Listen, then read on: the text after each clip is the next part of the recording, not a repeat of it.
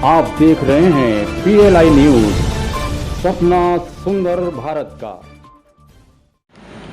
देखने वाले सभी दर्शकों का स्वागत है। मैं हूं अनवर हुसैन और आज की हम वीडियो में बात करेंगे कि आज अखबारों में क्या खास छपा है। खबरों का सिलसिला आगे बढ़ाने से पहले आइए आपको एक खबर और बतलाते हैं कि उमरी कलां नगर पंचायत के सामाजिक कार्यकर्ता दानिश कुरैशी को जमीयतुल कुरैश का राष्ट्रीय सचिव बनाया गया है।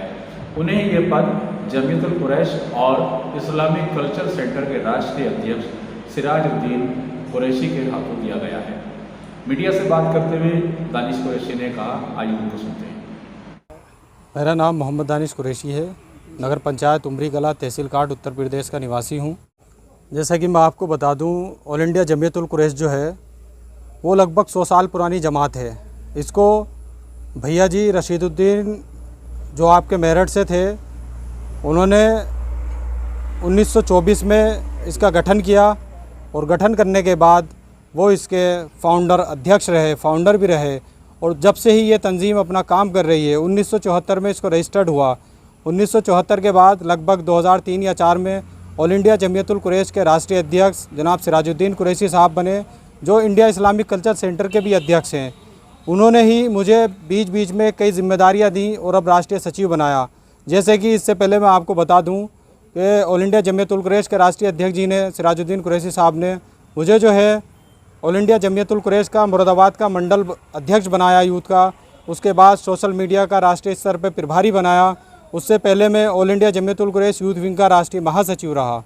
ऑल इंडिया जमीयतुल कुरैश जो कार्य करती है वो कुरैशों के उत्थान के लिए कार्य करती है, उद्देश्यों की पूर्ति के लिए कार्य करती है, उनकी जो समस्याएं हैं उनके लिए कार्य करती है। जैसा कि हमारा कॉन्स्टिट्यूशन, हमारे जो लोग बताते हैं कि इंडिया के अंदर कुरैशी समाज लगभग मुस्लिम का 25% समाज है। 4 से 5 करोड़ की हिंदुस्तान के अंदर इनकी आबादी है और ये लोग हिंदुस्तान के अंदर मीट का, चमड़े का और तमाम कारोबार करते हैं। जिसका हिंदुस्तान में सबसे ज़्यादा टैक्स पे करने वाली जमात वो भी कुरैश मीट इंडस्ट्री ही है जो सबसे ज़्यादा करती है। मगर जो भी सरकारें हैं हिंदुस्तान के अंदर इस पर कोई ध्यान नहीं देती, इसके बारे में कभी कुछ सोचती नहीं है। जैसे कि आप देखते हो जहाँ भी बॉम्ब लिंचिंग होती है ज़्यादातर कुरैशी समाज के लोगों की होती है। कुरैशी समाज के प्रति कोई नहीं सोच रहा है, जबकि सबसे ज़्यादा टैक्स देने वाला कुरैशी समाज है। इन सबको सोचना चाहिए, सरकारों को सोचना चाहिए। हमारा हुकूमत से मुतालबा यही है, जैसे जब उत्तर प्रदेश के अंदर या सेंट्रल के अंदर भारतीय जनता पार्टी की सरकार आई तो जहाँ तहाँ इन्होंने मीट की दुकानों को बंद किया और सलाटर हाउस को बंद किया। कहा कि मॉडल सलाटर हाउस बनने चाहिए और मॉडल सलाटर हाउस मॉडल दुकानों के नाम पर इन्होंने बंद किया। उसके बाद कोई गाइडलाइन जारी नहीं की, कोई मॉडल का कोई परफॉर्मा नहीं बनाया, किसी भी तरह की कोई इन्होंने मतलब उसको रजिस्टर करने की कोई जहमत नहीं उठाई। उसके बाद जब उत्तर प्रदेश के अंदर लोगों को भुखमरी की कगार पर कुरैशी समाज आया, जिनकी आबादी उत्तर प्रदेश के अंदर भी अच्छी खासी है, अच्छी बड़ी तादाद में है, तो इन लोगों ने हमारे जो ऑल इंडिया जमीयतुल कुरैश के राष्ट्रीय अध्यक्ष आली जनाब सिराजुद्दीन कुरैशी साहब, वो मुख्यमंत्री योगी आदित्यनाथ से लखनऊ के अंदर मिले और उन्होंने अपनी बातों को रखा। वहीं उनसे तत्काल कम से कम 2-3 घंटे की मीटिंग के बाद एक प्रेस कॉन्फ्रेंस कराई, जिसमें उन्होंने कहा कि हम आपकी समस्याओं को समझते हैं और जल्द ही आप एक प्रेस रिलीज जारी करते हैं। मॉडल दुकानें जो होंगी उसके लिए गाइडलाइन के तहत आपको लाइसेंस जारी कर दिए जाएंगे। और उनके कम से कम 1 साल के बाद वो लाइसेंस जारी हुए, वरना भुखमरी काफ़ी ज़्यादा फैल गई थी, बेरोज़गार हो गया था कि तबका जो परेशानी की मतलब झेल रहा था। ऑल इंडिया जमीयतुल कुरैश जो कि मैंने आपको अभी बताया कि कम से कम लगभग 100 साल पुरानी जमात है, जो कि हमारे राष्ट्रीय अध्यक्ष जी हैं वो इंडिया इस्लामिक कल्चर सेंटर के भी प्रेसिडेंट हैं। जब अमेरिका के राष्ट्रपति बराक ओबामा हिंदुस्तान के अंदर आए तो उन्होंने जो एक लिस्ट बनाई अपने यहाँ वाइट हाउस के लिए, उसमें सबसे पहला नाम सिराजुद्दीन कुरैशी का था। सिर्फ उन्हें इसीलिए बुलाया गया कि आप शिक्षा के लिए, मुसलमानों की कौम की फ़िक्र के लिए हिंदुस्तान के अंदर, चाहे वो ऑल इंडिया जमीयतुल कुरैश हो या आपका इंडिया इस्लामिक कल्चर सेंटर हो, शिक्षा के लिए काम कर रहे हैं।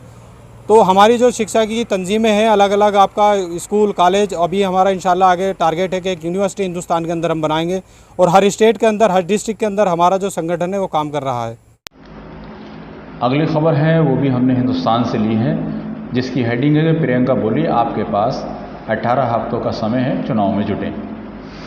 शनिवार को लखनऊ में पार्टी महासचिव ने कांग्रेसियों में जोश भरा और मिशन 2022 को पूरा करने के लिए कांग्रेस महासचिव यूपी के हर जिले के पदाधिकारियों से सीधे संवाद कर रही हैं। प्रियंका गांधी 2 दिवसीय लखनऊ दौरे पर हैं। इस दौरान शुक्रवार को वो पूर्वी जिलों के पदाधिकारियों से मिली। शनिवार को वेस्ट यूपी जोन के जिला अध्यक्ष व अन्य वरिष्ठ पदाधिकारियों से मुलाकात का समय निर्धारित किया गया था। प्रियंका गांधी से मुलाकात के लिए मुरादाबाद जिले का समय सुबह 10 बजे तय हुआ। बैठक में राष्ट्रीय सचिव धीरज गुर्जर, तौकीर आलम, शामली के पूर्व विधायक पंकज मलिक और ज़िले के प्रभारी अरशद अली गुड्डू के अलावा जिला अध्यक्ष असलम खुर्शीद और नगर अध्यक्ष अनुभव मल्होत्रा भी शामिल रहे।